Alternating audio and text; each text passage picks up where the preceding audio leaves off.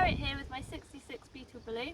Today we're going to have a quick look at his oil and see if I need to do a top up or not. If you do like this video, if you can give it a quick like and subscribe for me, I'd be very grateful. Thank you. So what we'll need today is a can of oil and a cloth.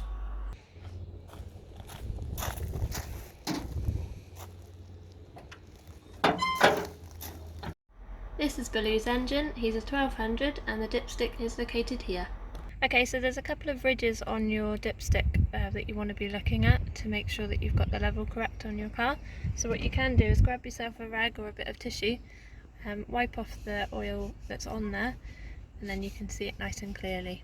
So hopefully that's focused there. You can see the two lines.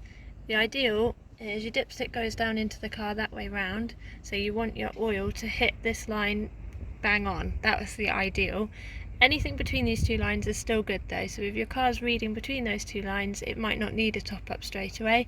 When it gets down to the lower level or even below that, that's when you need to worry.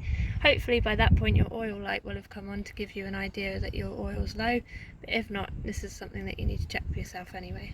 So hopefully you can top that back up again bit by bit, just keep checking at what level it's going to be at. So to top up the oil in my VW Beetle, it's quite a straightforward task, quite a nice easy one that you can do for yourself and quite satisfying when it's done. As I've shown already that my oil level's okay, I won't actually put any oil in today, but I'll show you what you would do if you did. So you should have a similar setup to this in your own car.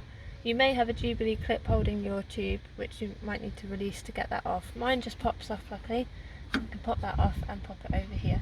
Get that right out of the way. I've also got my cap, which I can screw off quite easily, and it pops off like that. Now usually my cap has a build-up of this stuff in it, which you can kind of see, which I clean out each time, and I get that from doing lots of short journeys. Nothing to worry about, there is a little build-up of it, just something to be aware of and that you can keep clean for yourselves. So I'll pop the cap to one side. I've now got a nice clear section to be able to pour the oil in. Now you can use a pourer or a funnel, whichever is easier, just to stop yourself from pouring oil all over the engine. I'm able to get in there myself with my oil can, so I won't put any oil in, but I'll show you what I'd do if I did. Okay, so to top up the oil, I have my can here. I've got used to free pouring it from this size and shape of can now.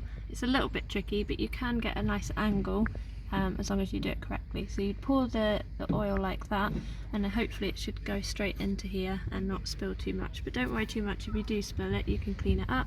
Otherwise, like I've said before, you can use a funnel or an oil pourer, which you can get usually at Auto Jumbles or online. I've got Castrol one, I just haven't got it to hand at the moment.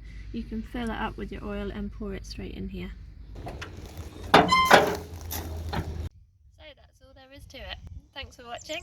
Don't forget to like and subscribe, and me and Baloo will see you again soon.